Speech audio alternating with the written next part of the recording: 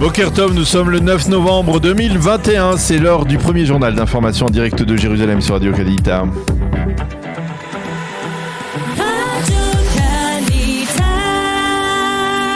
Radio J, le journal en direct de nos studios de Jérusalem. Et oui, nous retrouvons à Jérusalem notre correspondant Daniel Haïk. Bonjour Daniel, et nous ouvrons ce journal par cette nouvelle attaque aérienne contre des cibles diverses en Syrie. Elle a eu lieu hier en début de soirée.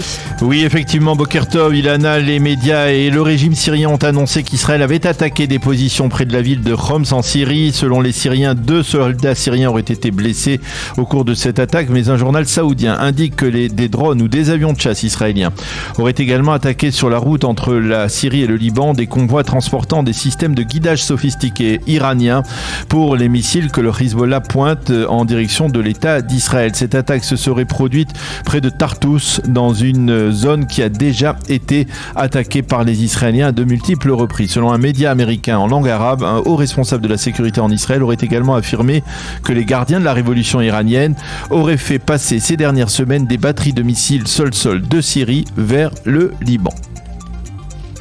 En marge-les pour parler entre l'Iran et les grandes puissances, ils vont reprendre. C'est un haut responsable iranien qui le confirme. Oui, en effet, le chef de la délégation iranienne à ces pourparlers, Paghvi Khani, a confirmé qu'il s'entretiendra au cours des prochains jours avec des délégués des puissances qui avaient signé l'accord de Vienne en 2015. Il a affirmé que l'Iran fera tout son possible pour promouvoir ses intérêts nationaux, je le cite, et en particulier pour lever les sanctions économiques qui pèsent sur elle. Hier, le ministère iranien des Affaires étrangères a déclaré que le retour à la négociation devait obliger les Américains à reconnaître leur erreur d'avoir abandonné l'accord de Vienne et devait les obliger à lever sans délai les sanctions économiques contre l'Iran. Dans le reste de l'actualité, Israël va tenter de persuader les Américains de retirer la compagnie NSO de leur liste noire. Oui, NSO, c'est cette compagnie israélienne qui détient des logiciels espions tels que le Pegasus, qui aurait permis à des pays d'espionner sur les agissements d'autres nations et même de forcer des portables de plusieurs personnalités, dont le président français Emmanuel Macron. Les Américains ont décidé il y a une semaine d'inclure NSO dans leur liste noire de compagnies qui portent atteinte aux intérêts américains et avec lesquelles il est interdit donc de traiter. À Jérusalem, on veut tenter de persuader les Américains que la compagnie israélienne possède des programmes qui permettent en fait de mieux protéger tant l'État d'Israël que les États-Unis.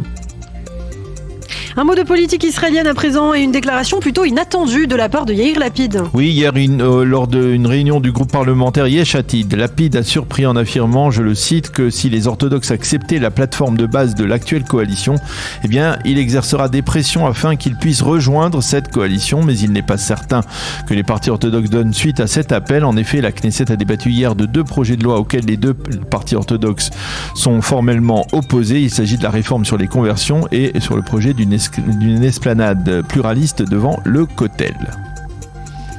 Et puis c'est un dossier explosif. C'est aujourd'hui que doit se tenir une consultation déterminante pour l'avenir de 5000 Éthiopiens qui réclament le droit de faire leur alia.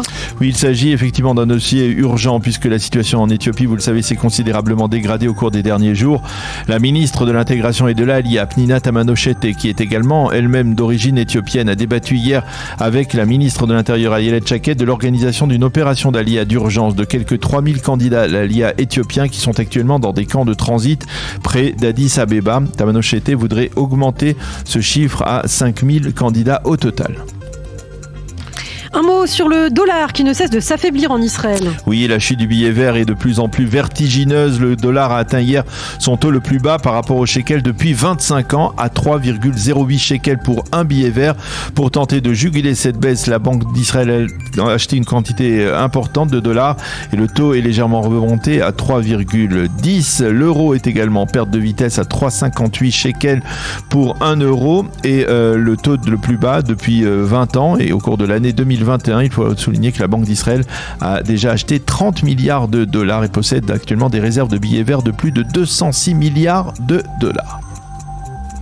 Et puis nous terminons, Daniel, ce premier journal par un geste émouvant des policiers d'un commissariat du centre de Tel Aviv. Oui, en effet, au cours des dernières années, ces policiers ont accompagné une rescapée de la Shoah, Gila Zaga, qui n'avait quasiment pas de famille. Les policiers lui rendaient visite régulièrement, veillaient à subvenir à certains de ses besoins, mais en début de semaine, Gila est décédé. Et hier, les policiers du commissariat central de Tel Aviv ont lancé un appel afin que l'on accompagne aujourd'hui dignement cette rescapée de la Shoah vers cette dernière demeure. Il convient de rappeler que c'est aujourd'hui le 9 novembre, date anniversaire de la terrible nuit de cristal. C'était il y a 83 ans.